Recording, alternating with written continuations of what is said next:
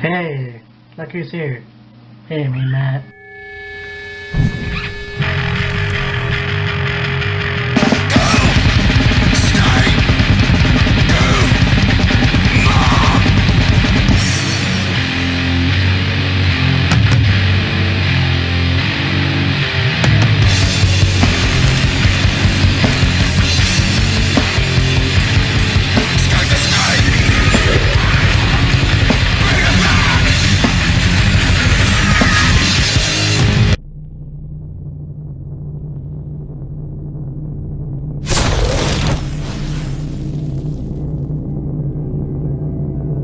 Hey, me and Matt here.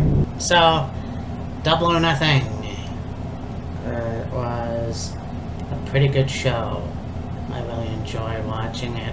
I think the main difference between WWE and AEW is I believe that AEW always had a better production, in my opinion. Like, there was always something that really made sense to me. There was bigger. Yeah, there wasn't no people in the stadium or whatever you want to call it, but it was really fucking awesome. It really was. And this show was really good too. I mean, if it was any indication, this show was one of the best all year in wrestling in general. Now, I haven't watched New Japan since I've been away for quarantine, but yeah, this is actually really cool.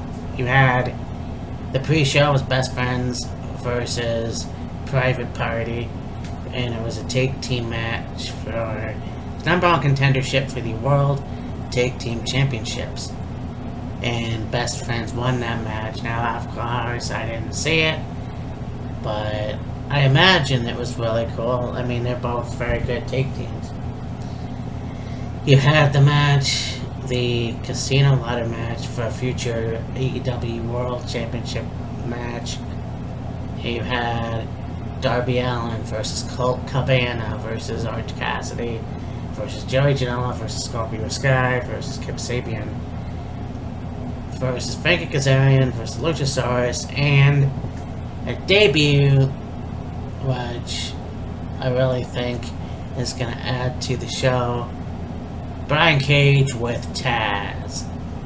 And this was a very good match. Brian Cage ended up surprising everyone and winning the contract, so he gets a future shot at Jon Moxley at Fyter Fest, which I'm hoping that Kyle and I do get to bring back Wheels of Fury with, but who knows.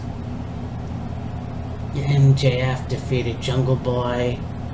This was a good match too. I think that as much as Jungle Boy, Jack Perry is one of the best wrestlers in AEW, MJF, as I've said many times, while A has Wardlow and B is probably one of the best pricks in AEW, and you know, he's wrestled all over the place as well, but one of the better heels.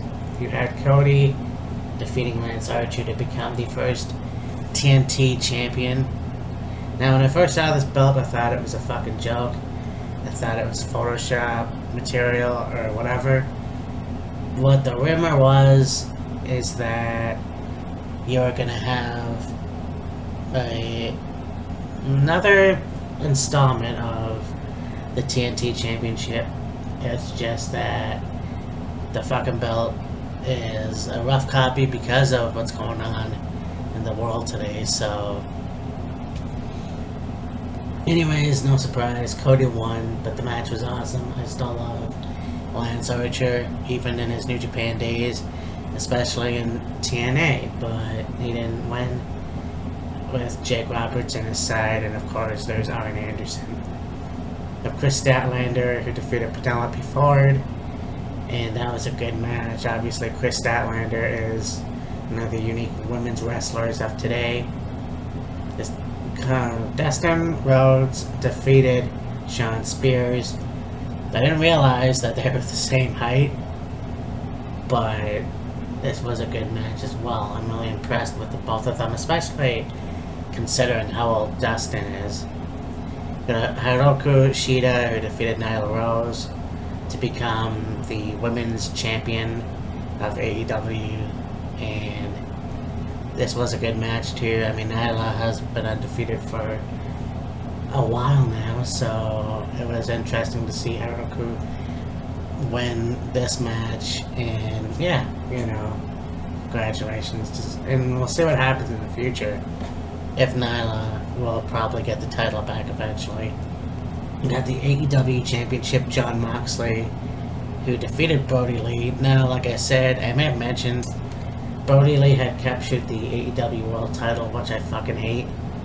I hate when wrestlers do that because they're not going to win in the pay-per-view, but this match was amazing because it was one of those, they wrestled outside, they wrestled inside, they took each other to the limit. Jon Moxley ended up with a submission and, of course, retains the championship. Then again, I had the match I didn't really see, unfortunately, the Stadium Stampede match. Matt Hardy and the Elite, who defeated the Inner Circle. Obviously, this would have been a good match. You'll have to look it up, but, they stood tall. And I like Matt Hardy in AEW. I didn't really know if I was going to, but yeah, I really do enjoy it. But anyways, we'll talk to you soon.